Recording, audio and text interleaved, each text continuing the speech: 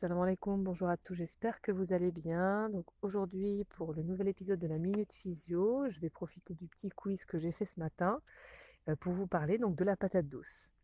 Donc j'ai vu que vous avez été très nombreux quand même à répondre que c'était un légume racine et amidonneux, mais vous étiez également très nombreux à penser que c'était un féculent comme la pomme de terre. Donc eh bien non, la patate douce n'est pas un féculent. Ce n'est pas un féculent, ce n'est pas. En fait, on dit patate douce, mais en fait, ça n'a rien à voir avec la pomme de terre. Il n'y a absolument rien à voir au niveau des apports nutritionnels, au niveau de la composition.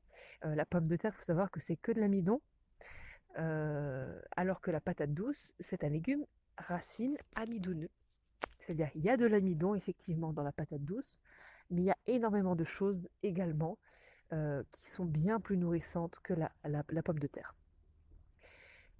La patate douce fait partie de la famille des carottes, des betteraves, donc la famille des légumes à racines.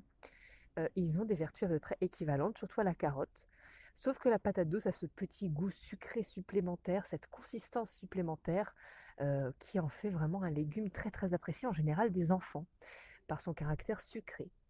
Avec la patate douce, vous pouvez faire plein, plein, plein de recettes, des crèmes chocolat. Si vous mélangez du cacao, par exemple, avec du miel et un peu d'eau, ça peut faire une crème chocolat assez consistante ou plus liquide si vous rajoutez plus d'eau ou du lait végétal.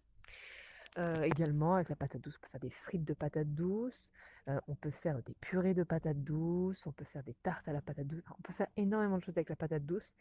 Et je vous répète, c'est un légume qui est très apprécié des enfants. La patate douce est très très très conseillée pour les femmes enceintes et allaitantes, car elle apporte énormément de nutriments pour la grossesse, pour l'accouchement et pour la lactation. Donc c'est vraiment un légume qui va être très important à incorporer dans les jus, par exemple, dans les jus de légumes, excellent. Un jus de légumes, patate douce, poire, citron, vraiment très très bon, excellent. Pareil, donc ça va être à la vapeur, ça va être au four, ça va être revenu comme ça peut être cru également, hein. Il faut goûter, c'est un goût vraiment, on n'a pas forcément l'habitude de ces goûts-là, mais moi je trouve ça très bon et je ne suis pas la seule. Je ne suis pas la seule. Donc voilà, pour cette petite minute physio sur la patate douce, j'espère que ça vous aura plu. Et je vous dis à demain pour un nouvel épisode de la Minute Physio. Bonne journée à vous.